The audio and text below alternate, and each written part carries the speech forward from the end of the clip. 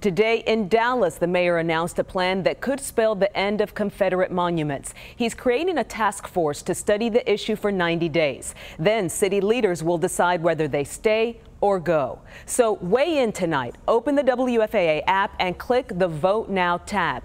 Do you think a 90-day timeline is too short, too long, or just long enough? The results will be live at the bottom of your screen. News 8's David Goins has the latest now from downtown Dallas.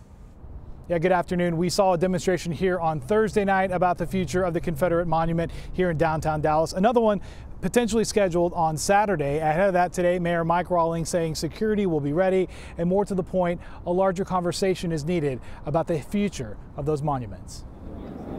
Many of the symbols of the 1860s Confederacy were erected in 1930s era segregated Dallas. Nearly 90 years later, we must have this conversation. Mayor Mike Rawlings says the city deserves another 90 days to decide the monument's future. The objective is not just to make a decision.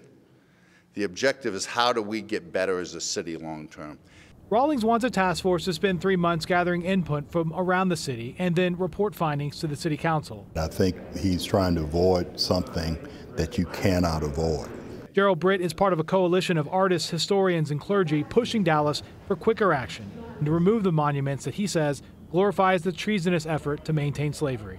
Those inscriptions and the monuments themselves are antithetical to the values that we as Dallasites hold dear. And it appears that sentiment is picking up momentum among the city council. This should be a decision that we make quickly. East Dallas Councilman Philip Kingston, one of 5 signatures on a push to get the future of displaying Confederate monuments in Dallas answered now. Do we approve of having these things up? I think that question is ripe for decision at the city council as soon as possible. Protesters in North Carolina took down a Confederate monument Monday night. Rawlings says Dallas police will not allow any demonstrators to damage property, instead maintaining that the city is stronger if Dallas talks about the fate of Confederate monuments for the next 90 days.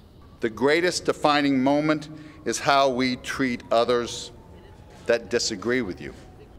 And Rawlings has also asked the Dallas Office of Cultural Affairs as well as the Dallas Holocaust Museum to play a role in the voice of this conversation over the next 3 months. Unclear whether or not the city and perhaps the city council is willing to wait that long to make a decision on such a divisive issue. In Dallas, David Goins, Channel 8 News.